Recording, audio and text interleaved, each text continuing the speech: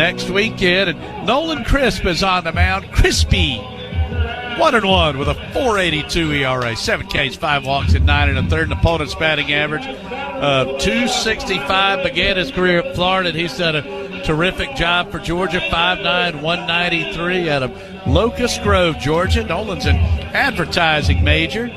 And again, he was really a savior for Georgia last year. You know, DJ, the record wasn't great, but just eating up those innings, and often in Friday night openers when Jonathan Cannon and Liam Sullivan were out, when our pitching was struggling, you talk about kind of taking one for the team or, you know, landing on a grenade there for your teammates.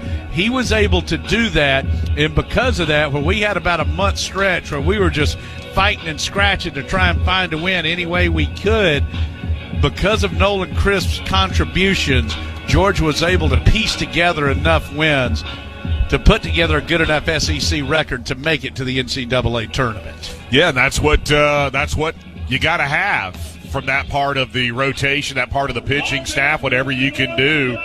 And these are the kind of the unsung guys, what you can get on a Game 3 starter, Sunday starter, what you get on that Tuesday guy. That can be the difference in getting to a regional or not. Absolutely spot on. So Nolan Crisp on the bump. Well, Woods and Sullivan off to great starts. Got a fresh bullpen behind him. It'll be Ike George, left-hand hitting left fielder, standing in. And our marker 7 first pitch coming down at 5:30. It's a fastball away. The count is 1-0. Bit of a different look. Both teams runner at first. 1 out. Bottom of the first. Dogs down 2-0. Massey looking in from the belt. Here's a pitch. Hit high and deep into left. Charlie Condon has tied it. He plants it in the parking lot. And the dynamic duo continues their onslaught. Both games today, they have extended their hitting streaks in the first inning. And now Condon has the team lead once again all by himself with 7 home runs on the year. So Tate now has a 21-game hitting streak, Condon a 15-game hitting streak. And for Charlie, legend. Here's the 1-0. This one's hit high out to left. Going back is George to the wall, and that ball is out of here. Josh Stinson with a leadoff homer here in the 5th, and that cuts the Charleston Southern lead to 5-3. First of his career, and a big time to do it. See, that'll get things going here for the Bulldogs. All right, here's LaPlante. He's 0 for 3. Leadoff spot has struggled today for the Dogs. Hill looking in. From the letters, a peek to second. Here's a pitch. This is shot out towards the gap in right center field. This ball is going to sit down and go all the way to the wall. David scores. LaPlante around second. The throw to third. Safe.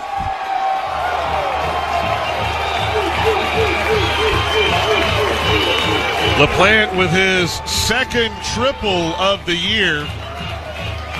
And there is no way LaPlante's going to be running here. He might even stay put if it's a wild pitch, just to make sure they pitch today. Absolutely. Oh, that would be ball 4. But not going to try and steal in this spot. It's 3-1 to the con man. Hill looking in. LaPlante, the tying run at first. From the belt, here's a pitch.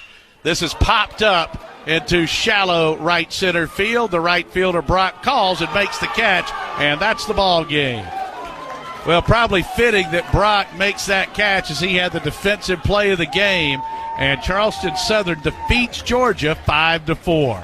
Yeah, it was one of those plays, like you said, the one Brock made to just take that one away from Gonzo in the 6th. That was huge. And then the lefty, Caleb Hill, coming in and doing an outstanding job. Indeed, Hill able to pick up the save there, and Charleston Southern salvages the finale. So Georgia outscores the opposition this week by 34 runs. It's a 4-1 week, but I know disappointing not to sweep the doubleheader. Just like in that Princeton doubleheader, it's hard to sweep a double dip, DJ. Yeah, it is. And we see with some of these other scores around the conference, it is tough, no doubt about that.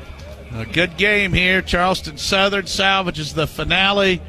Bucks come out on top 5-4. We'll come back and check the totals after this timeout here on the Georgia Bulldogs Sports Network.